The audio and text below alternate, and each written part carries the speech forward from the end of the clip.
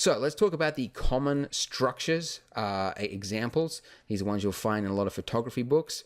Biggest one, rule of thirds, golden ratio, a pyramid structure, symmetry, and full frame. Okay, so let's go over these in detail. The first one, rule of thirds. Everybody knows about this, but for those who don't, I'll just briefly explain it. Essentially, it's cutting the image into thirds along the horizontal and the vertical axes. And then where those lines intersect, there are 4 points of intersection you can see here with these circles. You essentially place something of importance there. So if you've got a character, you place their face right there. And often it's good to counter that. So if you've got a face that's drawn here, you obviously want to counter it by having something on the opposing point there. So anyways, that's the rule of thirds, and it works really well. It's essentially a simplification of the golden ratio, which is a little bit more complex, and I'll get to that one next, but it works really well. It's used a lot in movies and TV shows, and it's just great if you have a character and you want to show the rest of the scene. Here's some examples. This you can see with the rule of thirds overlay, you can see perfectly lining up. You've got the explosion point almost exactly on that intersection there. And the good thing about having rule of thirds for this kind of shot is that you're now able to see the rest of the scene. It's not just an explosion by itself, it's a city surrounding it. So there's a whole, you can add the rest of the story to it. So it works well for this type of scene. Another one right here, add the rule of thirds over to that, and you can see the cat's face there, the main character, the main point of focus for the scene, is almost lining up with that intersection there. Now, it's not lining up exactly, but it's close. And that's the thing, you don't need to become a slave and make sure everything's perfectly lined up like in the bridge of the nose. I mean, that will help, I guess, but it's not essential. It's just enough to have it near it and get sort of the basic, broad strokes of the scene according to these lines here. And you can see what's more important is you've got the cat there, but then you've also got this really high element of visual interest, which is the meal, the seafood itself. So it works really, really well. Here's an example of some photography by the US Army, and I'm almost certain this was cropped deliberately. I can't imagine that this came out of the camera this way, because as you can see, it lines up beautifully with the rule of thirds. So as you can see, it's just a visually pleasing image.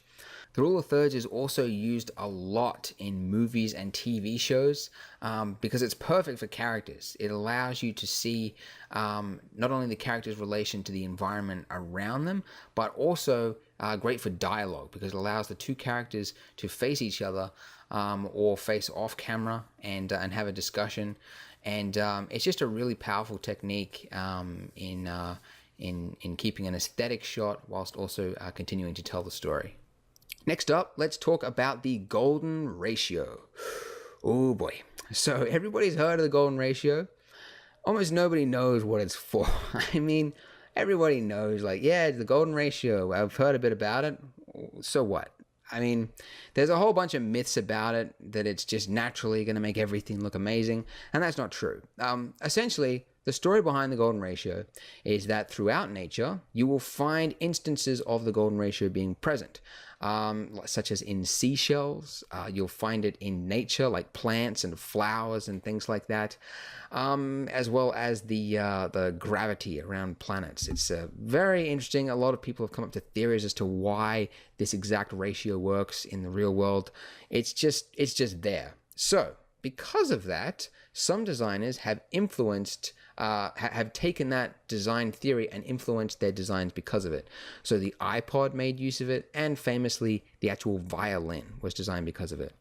Now, there are some speculation, some people that are sort of against the idea that it just makes things naturally beautiful, because there's also the theory of suggestion. The fact that because we see this so many times, like because it's so familiar to us, we automatically just think that it's beautiful because, the more we see something, the more we're familiar with it, the more it becomes, attractive to us, essentially.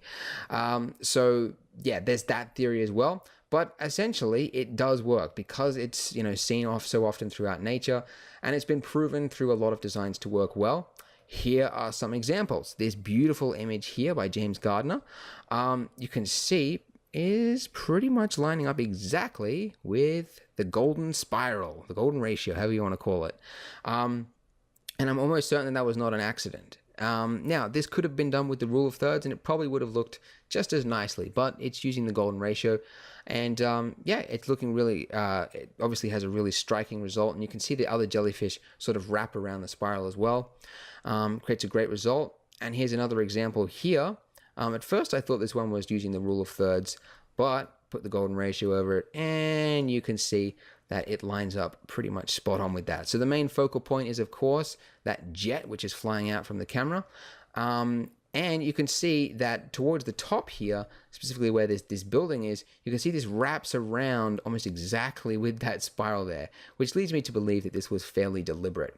And it creates a very nice, pleasing looking image. So yeah, so that's essentially the golden ratio. But I do want to stress, don't start implementing the golden ratio thinking that it's just naturally going to make your scene look amazing, because believe me, there are countless designs online of people thinking that, using the golden ratio, and it just looking terrible. So it's just not an end-all be-all, but if your design allows for something like that and you think it could work, give it a try and it might look pleasing. But anyways, it's a structure, one of many that you can use. Another one is the pyramid composition. This is one that not many people, I guess, talk about, but it's very effective, especially for things like characters. It allows you essentially to create a striking figure. So it's used a lot, for characters, and like in comic books, you'd have Superman standing above the camera and it getting smaller towards the top, making it look sort of like a towering looking appearance. So it works really well for single subjects such as characters, but it also works well, you can use it in wider scenes as well. It's a little bit more difficult, but it can come across there as well. And another one we'll talk about is symmetry. So this is mirroring something along the horizontal or vertical axes. Very simple, easy to come across.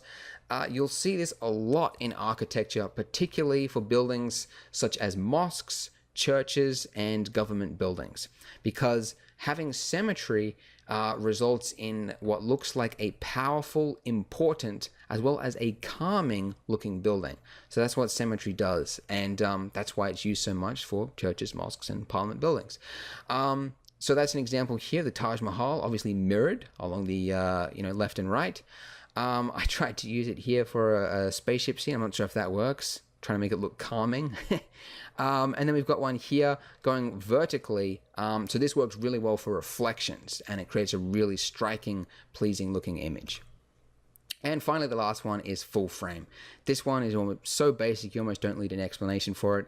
You have a single subject, just zoom in right on that subject. You can leave a bit of space around it, or you can just have it zoomed in like that. That's called full frame. No other composition or element, because it's just one single thing. You don't need to confuse things by putting rule of thirds or any of that stuff in there. It's just full frame. That's it. All right, so that is structure, having a deliberate organization of elements. Any structure, doesn't matter which, just provided there is, something that the viewer can, orient themselves to. Rule of thirds, golden ratio, pyramid, symmetry, full frame. Those are 5 you can try out. If you're just starting out, I'd recommend rule of thirds, because that's really one that is just tried, true, proven, works really well. So give that a go.